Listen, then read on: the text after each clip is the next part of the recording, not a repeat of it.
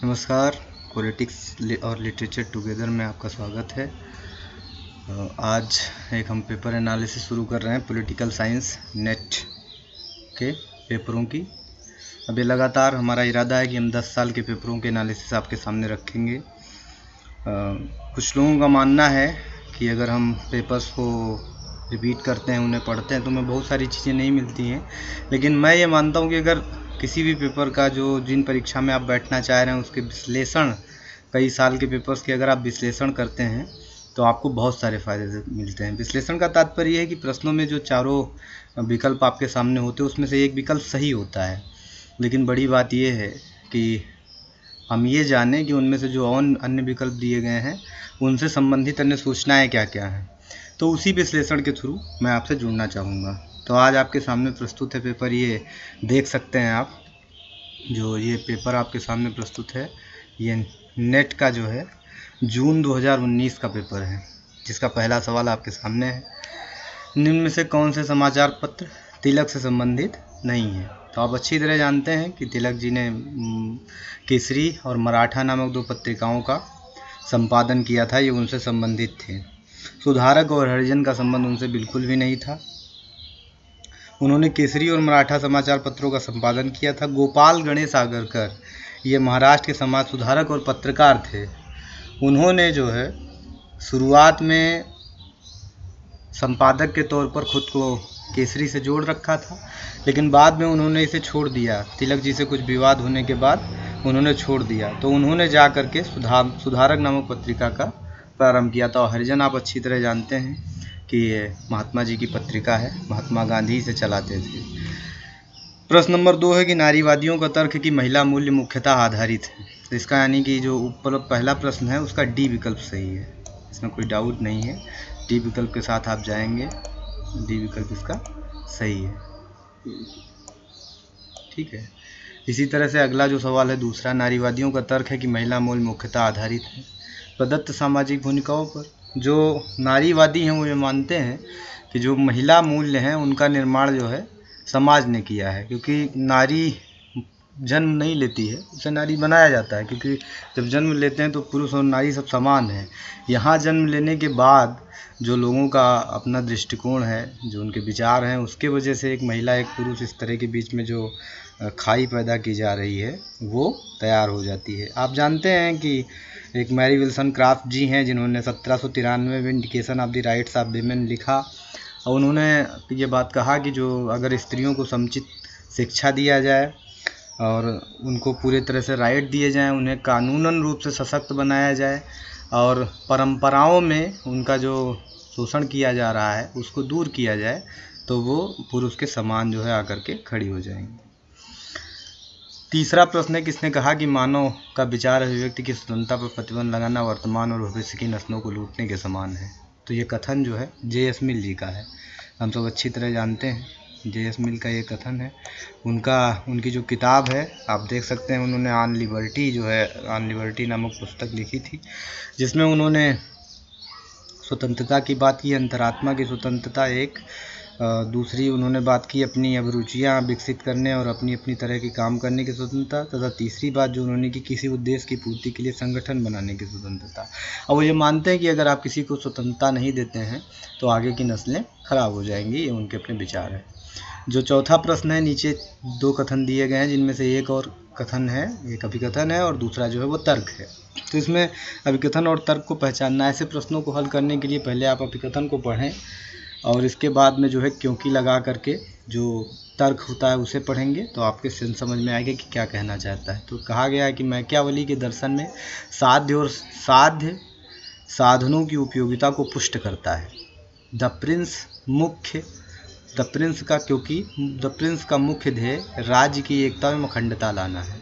तो जाहिर सी बात है मैकियावेली जो है वो यथार्थवादी विचारक था, और उसने ये माना है कि अगर साध्य को प्राप्त करना है तो उसके लिए किसी भी प्रकार के साधन अपनाए जाएं तो उसमें किसी प्रकार का कोई दोष नहीं है।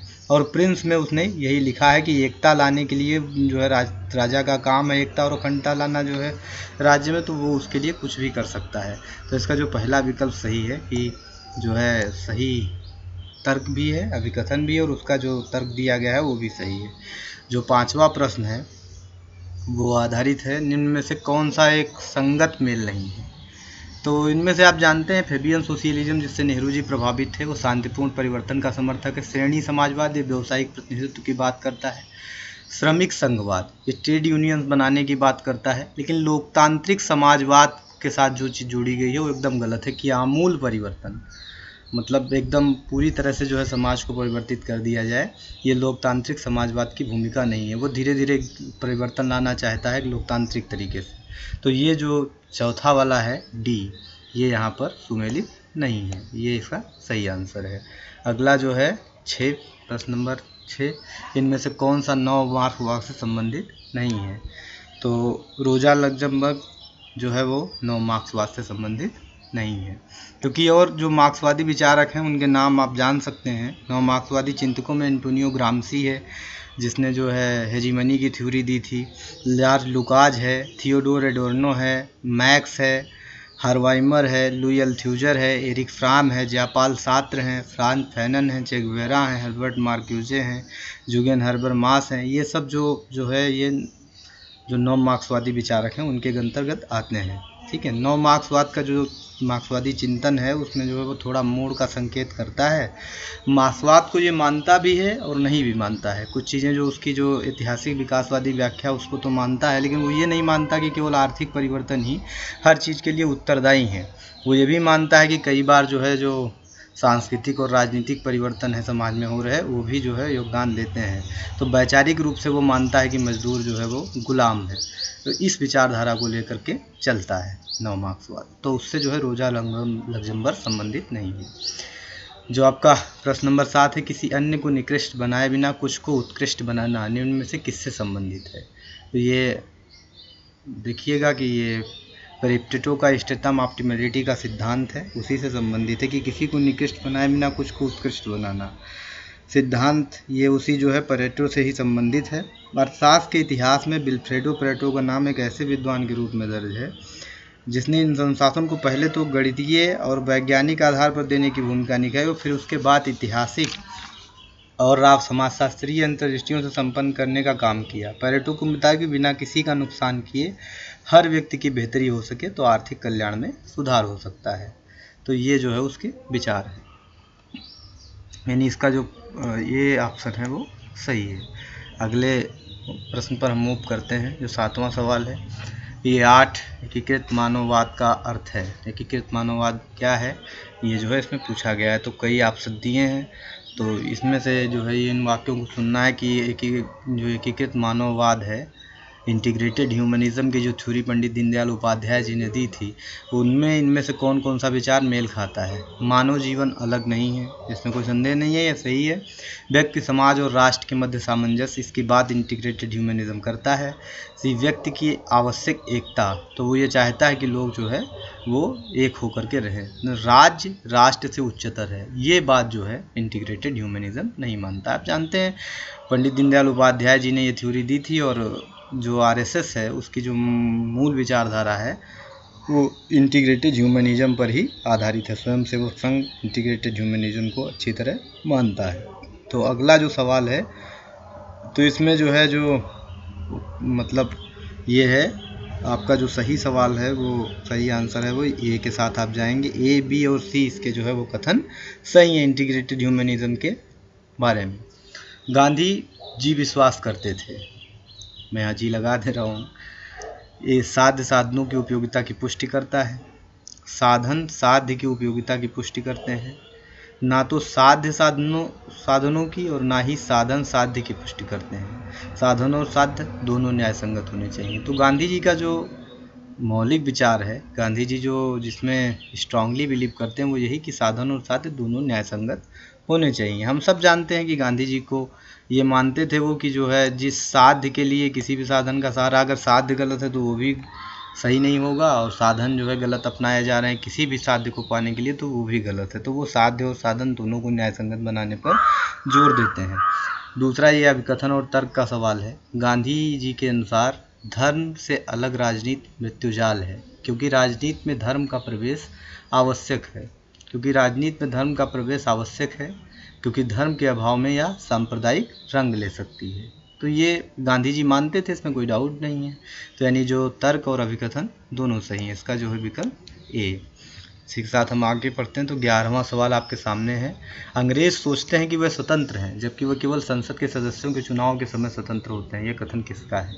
उसको कोई डाउट नहीं है, ये रूसो जी का कथन है। उन्होंने ये कहा था कि जब उनको चुनना होता है तब वो, क्योंकि आप प्रतिनिधि प्रजातंत्र में जानते हैं कि एक बार अगर आपने किसी को चुन करके भेज दिया तो इसके बाद जो भी निर्णय लिए जाते हैं वो वही लेता है, प्रतिनिधि आपका बैठ करके आपसे कुछ नहीं पूछता। तो इसी संबंध में उन्होंने जो है ये बात की है।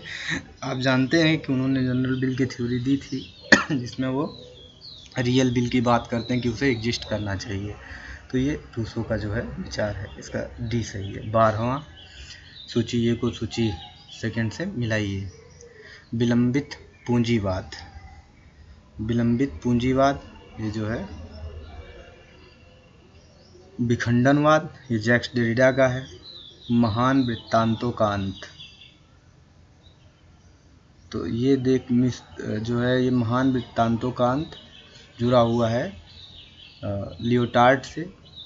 और विलंबित पूंजीवाद का जो विचार है वो फ्रेडरिक जेमिसन से जुड़ा हुआ है। ज्ञान एवं शक्ति की संकल्पना जुड़ी हुई है मिशेल फोकाल्ट से। तो इसका जो सही आंसर है वो आपको मिलेगा, ये देखिए इसका जो सही उत्तर है वो ए है।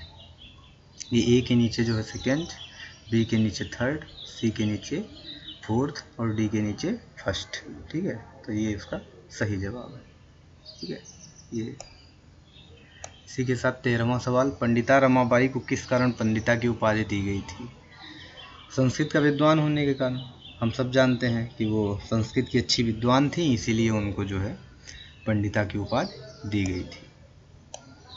ये सवाल तो एक प्रकार से एक फैक्चुअल सवाल है। जब से एनटीए के हाथ में आया है तो बहुत सारे फैक्चुअल सवाल पूछे जा रहे हैं। कौटिल्य द्वारा राज्य के मंडल सिद्धांत की कितनी प्रकृतियां हैं? तो कौटिल्य के मंडल सिद्धांत के बारे में आप लोग अच्छी तरह जानते होंगे कि उनकी जो यथार्थवादी राजनीति है अंतर्राष्ट्रीय राजनीति में, या उस समय कहिए कि अंतर्राज्यीय राजनीति में जो यथार्थवादी चीज़ों को उन्होंने रखा था, तो उसी से संबंधित ये जो है चीज़ें दी गई हैं। अब उसमें जब कभी आप उसे अच्छी तरह से पढ़ेंगे तो आप पाएंगे कि जो है 6 प्रकृतियाँ सभी राज्यों की दी गई हैं। उन्होंने जो है 12 राज्यों को उसमें शामिल किया है, तो 12 छक्के 72, तो सीधे सीधे 12 प्रकृतियाँ उस सिद्धांत के अंतर्गत आ जा रही हैं। तो यही जो है वो उनका सिद्धांत है राज्य के मंडल का। तो ये डी 72 इसका सही आंसर है। साइलेंट स्प्रिंग पुस्तक के लेखक कौन है? रसेल कार्सन, इसमें कोई डाउट नहीं है। ये किताब इन्होंने लिखी है, साइलेंट स्प्रिंग नामक किताब। और ये जो है कार्सन एक अमेरिकी लेखक और वैज्ञानिक पर्यावरणविद थे। इनको आधुनिक पर्यावरण आंदोलन की जननी के रूप में जाना जाता है, जननी या जनक जो भी कह लीजिए। 1962 में उनकी एक पुस्तक साइलेंट स्प्रिंग प्रकाशित हुई थी ये, और इसमें तत्कालीन अमेरिकी राष्ट्रपति जॉन एफ कैनेडी को बहुत प्रभावित किया। उन्होंने वो पुस्तक पढ़ी भी थी और उनके जो रसायनों का परीक्षण का आदेश भी दिया था। साइलेंट स्प्रिंग को रासायनिक कंपनियों द्वारा भारी विरोध का सामना करना पड़ा था उस समय, लेकिन इसने जो है राष्ट्रीय कीटनाशक नीति में बड़ा उलटफेर किया और जो पर्यावरण है उसके सुधार में भी अहम भूमिका इस किताब ने निभाई थी। जो 16वां सवाल है उस पर हम चलते हैं। कार्ल मार्क्स मार्क्सवाद के संस्थापक निम्न से किस देश के औपचारिक नागरिक थे? तो हमें पता है कि वो जर्मनी के रहने वाले थे। पर्सिया में कार्ल मार्क्स जी का घर था, लेकिन उनको निष्कासन मिल गया था क्योंकि वो जिस तरह के विचार लिखते थे, तो इस वजह से उन्हें देश छोड़ना पड़ा। तो इसलिए ये जो डी ऑप्शन है वो सही है कि वो किसी देश के जो है औपचारिक नागरिक नहीं थे। तो वो जन्म लिए नागरिक थे, लेकिन इसके बाद उन्हें निकाल दिया गया था। ब्लैक स्किन व्हाइट मास्क किसके द्वारा लिखित है? ये फ्रैंक फैनन की किताब है, जो उन्होंने उपनिवेशवाद की थ्योरी पर लिखा है कि जब कभी भी जो उपनिवेशवादी दूसरे देशों में जा कर के राज्य स्थापित करते हैं तो जल्दी से उन्हें स्वीकार नहीं किया जाता। जो वहाँ के लोग होते हैं उनका भारी विरोध का सामना उनको करना पड़ता है, क्योंकि वो उनकी कला और संस्कृति को अपनी व्यवस्था के नाम पर या अपने इस नाम पर कि वो उनको सुधारने आए हैं, बदलने की कोशिश करते हैं, वो भारी विरोध का सामना करना पड़ता है। उसी से संबंधित ये जो है लिखी गई किताब है, ये फ्रैंक फैनन ने लिखी है। निम्नलिखित में कौन सी रचना मोहम्मद इकबाल की है? तो हम जानते हैं कि मोहम्मद इकबाल जी ने तराना हिंद लिखा था और उन्होंने the reconstruction of the religious thought in India ये किताब भी लिखी थी। और डी द वंगदारा भी उनकी रचना है, लेकिन जो हिस्टोरिकल रोल ऑफ इस्लाम है वो उन्होंने नहीं लिखा था। तो इसलिए ये जो प्रश्न है इसका सी आंसर सही है। हम आगे मूव करते हैं 19वां सवाल पर।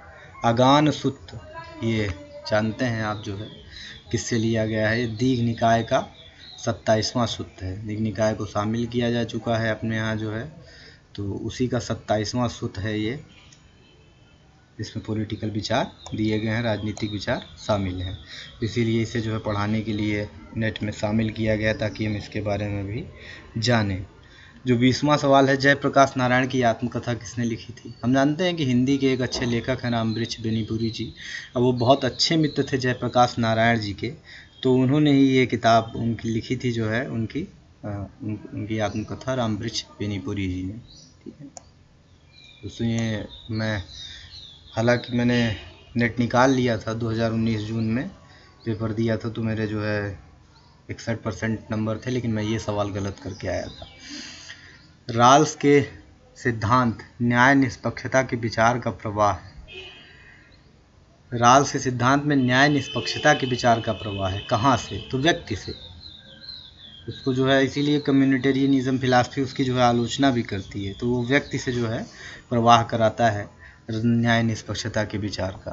तो ये जो है इसका ऑप्शन सही है, व्यक्ति से। उनकी जो किताब है थ्योरी ऑफ जस्टिस 1971 में जो प्रकाशित हुई थी उसे आप पढ़ेंगे तो आपको मिलेगा, जिसमें उन्होंने स्वतंत्रता का बेहतर विचार दिया, जिसमें 2 थाट्स उनके हैं और मैं चाहूँगा कि वो दोनों थाट्स आप पढ़ें। 22वां सवाल जो है, किसने कहा कि राजनीतिक कार्य समस्त आर्थिक कार्य का जीवन रक्त है। तो ये रक्त वगैरह की ज़्यादा बात जो है माओ ज़ेडुंग ने इसमें की है। इनमें से जितने विचारक हैं ये बहुत क्रांतिकारी टाइप के थे, तो इन्होंने जो है ये इनके विचार हैं। माओ ज़ेडुंग को आप पढ़ें तो आपको ये मिलेगा। माओ से तुंग के नाम से भी हम जानते हैं। अगला जो सवाल है 23वां, निम्न में से कौन सा एक उत्तर आधुनिकता के संबंध में असंगत है। ज्ञान के स्थान पर उपभोग प्रधान है। तो उत्तर आधुनिकता ज्ञान को प्रधान मानती है, ज्ञान के स्थान पर उपभोग प्रधान है। इनमें से कौन एक उत्तर आधुनिकता के संबंध में असंगत है, ये प्रश्न माना गया है। तो ज्ञान के स्थान पर उपभोग प्रधान है, ये मानते हैं वो लोग। समग्र विखंडन ये भी जो है मानते हैं। जैक्स डेल्टा आप विखंडनवाद की थ्योरी पढ़ी चुके हैं। महानता को सामान्य बनाना, ये भी बात जो है उत्तर आधुनिकतावाद से संबंधित है। लेकिन जो ऐतिहासिक प्रवृत्ति है वो परंपरावाद की चीज़ है, वो परंपरावाद को लोग नकारते हैं। तो ये जो डी ऑप्शन है वो इसका करेक्ट है, ये असंगत है जो है पर उत्तर आधुनिकतावाद से। 24वां सवाल, इनमें से किस विचारक के लेखन में प्रथम बार द्वंद्वात्मक पद्धति का प्रयोग हुआ। तो हम जानते हैं कि द्वंद्वात्मक पद्धति पर आधारित जो है सुकरात, प्लेटो और अरस्तु सब हैं, लेकिन अब ये पूछा गया है कि लेखन में, तो लेखन में प्लेटो ने ही प्रयोग किया, क्योंकि वो जो कुछ कहलवाना चाहता है सब कुछ अपने गुरु से कहलवाता है अपनी भाषा में। तो बेसिकली वो बातें लिख रहा है सुकरात की, जैसा वो कहना चाह रहा है, और वो जो है द्वंद्वात्मक पद्धति का प्रयोग किया था। तो अपने लेखन में सबसे पहले प्लेटो ने इसका प्रयोग किया। 25वां सवाल है, ग्रेट एंड टेरिबल वर्ल्ड पुस्तक का लेखक कौन है। तो ये जो ग्रेट एंड टेरिबल वर्ल्ड पुस्तक है इसके लेखक जो है एंटोनियो ग्राम्सी हैं। ये आप सब जानते होंगे, बहुत सरल सा सवाल है, इसका ऑप्शन ये सही है। जो 26वां सवाल है उस पर हम आते हैं। 26वां सवाल है, किसका विचार है कि कला, धर्म और दर्शन केवल रूप में भिन्न है, इनका ध्येय समान है। ये बात जो है हीगल जी ने की थी। उनका मानना था कि जो कला और धर्म और दर्शन है वह एक प्रकार से मूल रूप में विपरीत रूप में तथा सामंजस्यपूर्ण है। ठीक है, तो ये विचार जो है उनका हीगल जी का था। तो ये ऑप्शन जो है वो 26C सही है। मूल रूप में भिन्न है, समझ रहे हैं, लेकिन इनका ध्येय जो है वो समान है। विपरीत दिखाई देते हुए भी इनका ध्येय समान है। अगला जो है 27, ये है सूची ए को बी से जोड़ना है। Marks, Gandhi and socialism. Marks, Gandhi and socialism ये किताब जो है राम मनोहर लोहिया की है। गांधी एंड गांधीज़म ये किताब बी आर अम्बेडकर जी की है। सावित्री अ लीजेंड एंड अ सिंबल ये किताब जो है अरविंदो जी की है। और गीतांजलि हम जानते हैं कि रविन्द्रनाथ टैगोर जी की रचना है। तो यानी ये जो ए ऑप्शन है इसका सही। ठीक है, इसके आगे बढ़ते हैं। बहुसंस्कृतवाद के अंतर्गत वह प्रवासी जातीय सांस्कृतिक समूह जिन्हें कभी भी नागरिक बनने का अवसर नहीं मिलता कहलाते हैं मेटिक्स। इनको मेटिक्स कहा जाता है, इसमें कोई डाउट नहीं है। तो ये जो है इसका ये सही है 28 का, और सारे के सारे ऑप्शन जो है वो गलत है, इसमें कोई डाउट नहीं है। अगला जो 29वां विचार है ये फिर अगेन जो है मल्टीकल्चरलिज्म से आगे आपके सामने। Multicultural citizenship a liberal theory of minority rights 1995 ये पुस्तक किसने लिखी? तो ये बिल किमलिक्का की किताब है। बहुत फेमस किताब उन्होंने लिखी थी। उन्होंने बताया था कि इनका जो है आप विचार पढ़ेंगे उसमें तो बताते हैं कि आधुनिक समाज के बढ़ते बहुसांस्कृतिक ताने बाने ने कई नए मुद्दों और संघर्षों को जन्म दिया है, क्योंकि जातीय और राष्ट्रीय अल्पसंख्यक अपनी सांस्कृतिक पहचान के लिए मान्यता और समर्थन की मांग करते हैं। जब ये पुस्तक को पढ़ेंगे तो आपको लगेगा कि ये अल्पसंख्यक संस्कृतियों के अधिकारों और स्थिति की एक नई अवधारणा प्रस्तुत करती है। बहुत बेहतरीन किताब है, इसे ज़रूर पढ़ना चाहिए। मैं ज़्यादा तो नहीं, मैंने इसके 50% भाग को पढ़ा है। मैं कुछ काम का था जब मैं पॉलिटिकल साइंस से मास्टर्स कर रहा था उस समय। 30वां सवाल है, किसने कहा कि व्यक्ति का जीवन एकाकी, क्षुद्र, घिनौना, पशुवत और अल्प है? ये देखिए अच्छी तरह, इसमें कोई डाउट नहीं है। जो प्राकृतिक अवस्था हाब्स की है उसमें वो इस तरह के दावे करता है कि जो प्राकृतिक अवस्था थी वो ऐसी ही थी, इसलिए जो है उससे ऊब करके लोगों ने एक दूसरे से समझौता किया।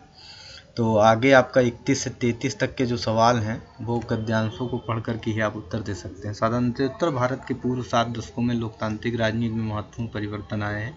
पिछले दशकों में जहां चुनावी सहभागिता में अभूतपूर्व वृद्धि हुई है, वहां जातीयता से जुड़ी आदिम अस्मिताओं ने जातियों के राजनीतिकरण एवं राजनीति के जातीयकरण को और अधिक सुदृढ़ किया है। 21वीं सदी के भारत में बाजार राज्य ने तृतीय लोकतांत्रिक अभ्युदय का मार्ग प्रशस्त किया है, किंतु विकास प्राप्ति के अपने लक्ष्य में इन आदिम संरचनाओं को विखंडित करने की अपेक्षा बाजार राज्य लोक लुभावन तथा अभिशासन के मध्य झूल रहा है।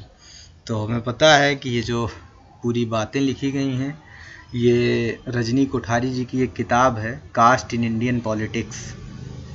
तो उसी का ये जो है ये भाग है, तो अच्छी तरह जानते हैं। इनमें से तो उसी से जुड़ा हुआ ये सवाल पूछा गया है। तो इनमें से कौन भारत की लोकतांत्रिक राजनीति में 3 लोकतांत्रिक अभ्युदय के प्रवर्तक हैं?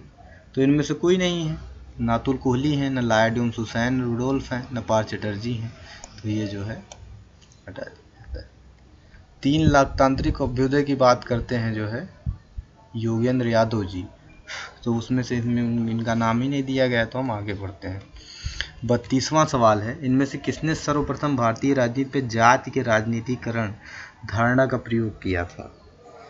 तो आपको अच्छी तरह पता है, ये राजनीतिकरण जो है जाति के राजनीतिकरण धारणा का प्रयोग जो है सबसे पहले रजनी कोठारी जी ने किया है। कास्ट इन इंडियन पॉलिटिक्स में वो बताते हैं कि जाति जो है वो आदिम समय में वो जाति बहुत ज़्यादा मजबूत नहीं थी, लेकिन उपनिवेशवाद के बाद से जातियों को बहुत महत्व देना शुरू किया गया।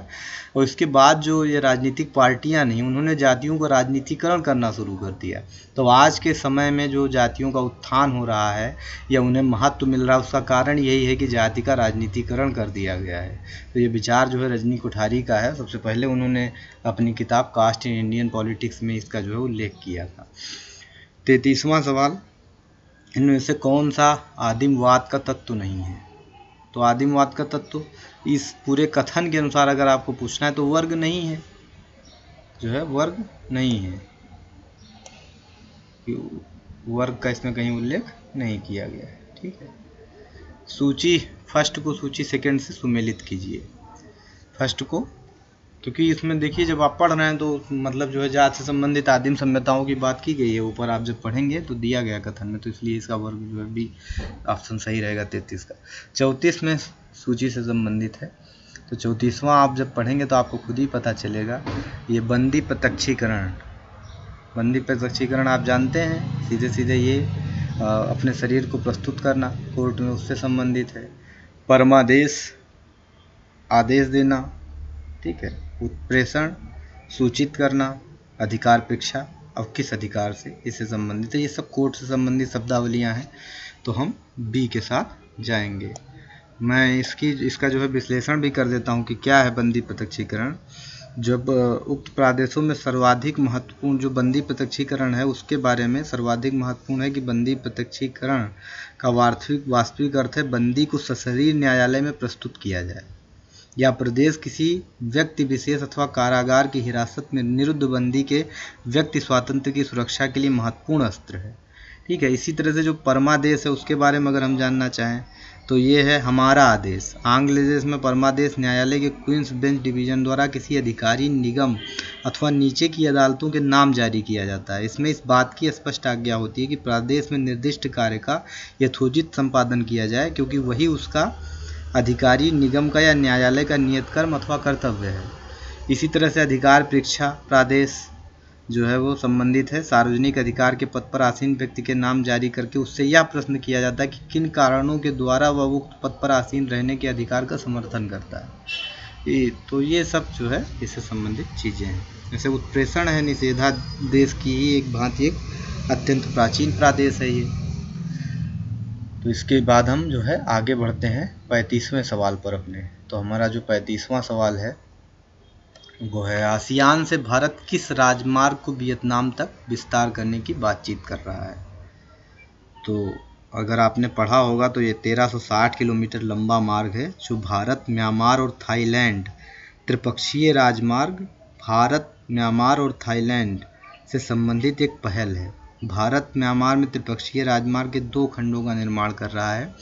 एक तो जो पहला खंड है वो 120.74 किलोमीटर तक है, कलेवा यागी सड़क खंड का निर्माण, और दूसरा जो है 149.70 किलोमीटर तामू कायगोन कलेवा TKK सड़क खंड पर पहुंच मार्ग के साथ 69 पुलों का निर्माण जो है कराया जा रहा है। तो इससे जो है हमारा इरादा है कि हम भारत, म्यांमार और थाईलैंड को एक साथ जोड़ पाएंगे। इसके बाद और भी विचार हैं कि वियतनाम है और इंडोनेशिया है, और सबको जो है इसमें जोड़ने की जो विचारधारा चल रही है, लेकिन फिलहाल ये जो है भारत, म्यांमार और थाईलैंड का जो त्रिपक्षीय है राजमार्ग बनाने की जद्दोजहद है, जिसकी लंबाई जो है 1360 किलोमीटर एक्चुअल में है।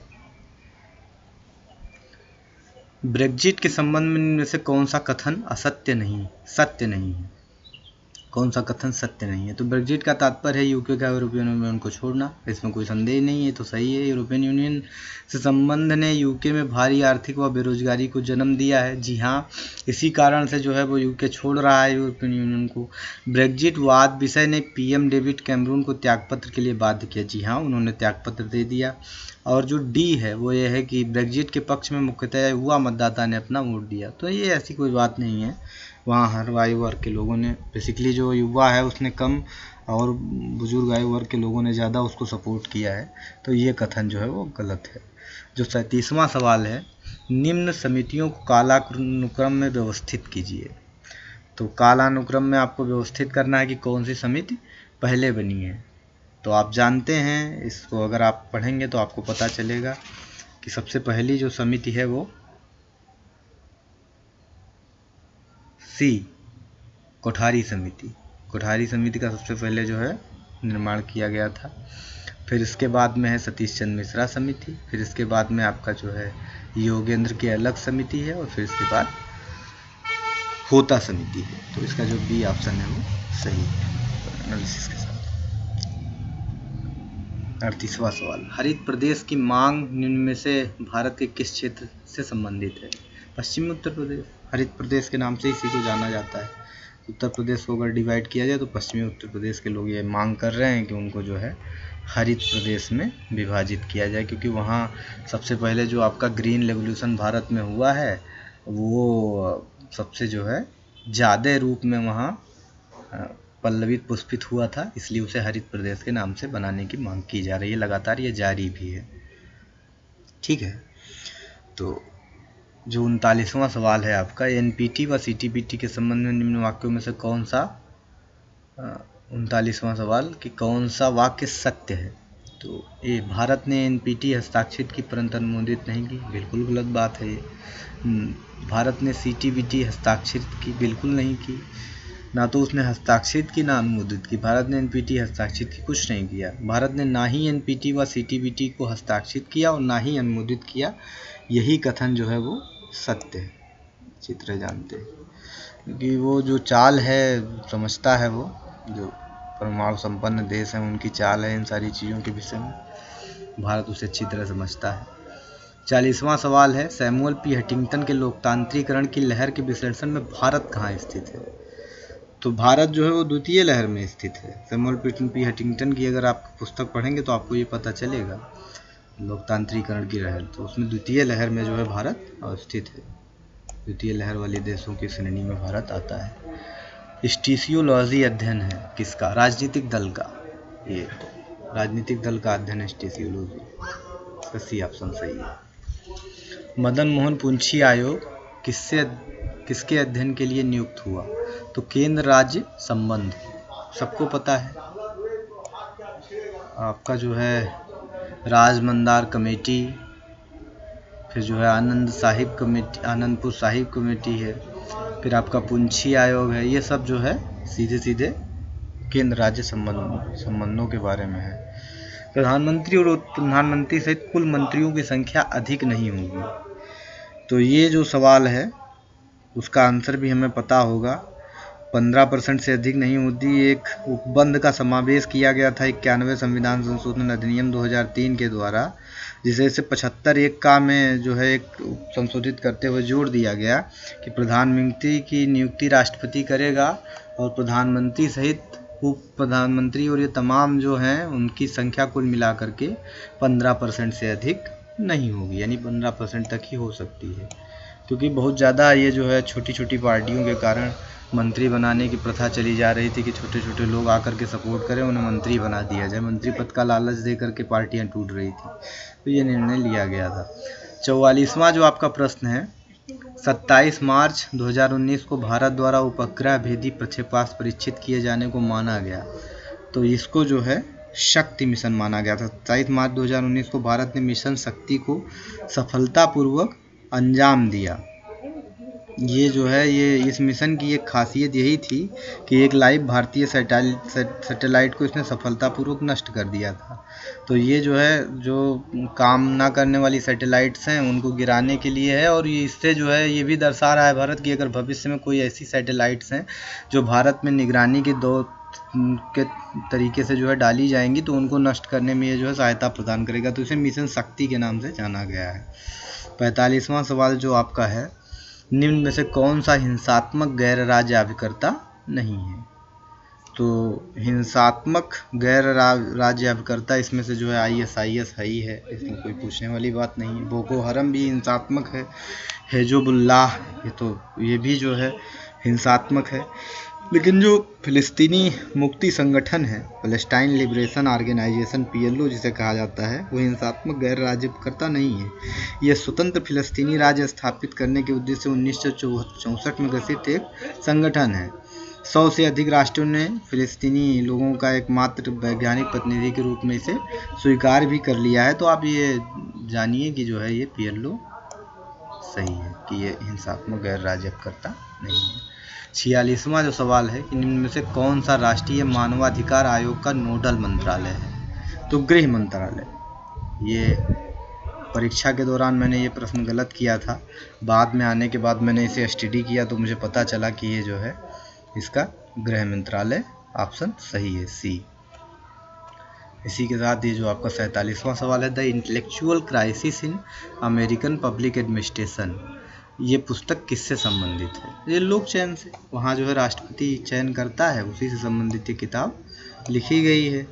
और इस किताब के बारे में और भी अगर आप जानकारी चाहते हैं तो मैं आपको बताता हूँ कि आप इसे पढ़िए, क्योंकि ये किताब अगर आप पढ़ेंगे तो जो अभी जो लोग पब्लिक एडमिनिस्ट्रेशन से जुड़े हुए लोग हैं उनको जो है आधुनिक समय में जो क्राइसिस चल रही हैं, भारत में भी ऐसा अभी प्रावधान किया गया है कि कुछ IAS का चयन जो है वो कैबिनेट करेगी, प्रधानमंत्री उस पर निर्णय लेगा, तो उसके क्या क्या जो है बैकड्रॉप्स हो सकते हैं, ये सब अगर जानना है तो इस किताब को पढ़ेंगे तो आपको पता चलेगा। बहुत बेहतरीन पुस्तक है ये।